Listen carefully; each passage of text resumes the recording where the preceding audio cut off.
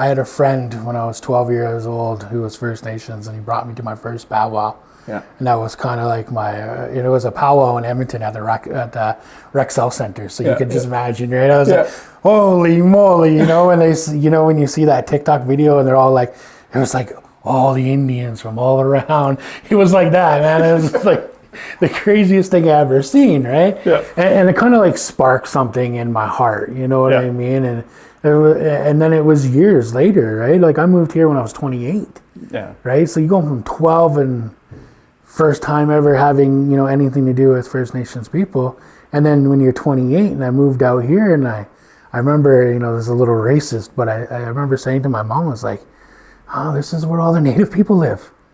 Because you don't see them in Calgary. You don't, you know? Like you're right. Yeah. If you do, you see it, they're either like the homeless people or they live on the reserves, right? So you don't see them very often. Mm-hmm. And then I moved out here and it was like, holy moly.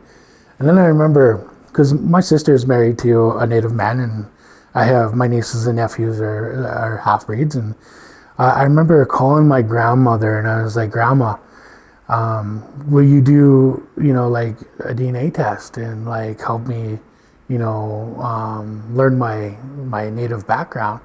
And she told me no.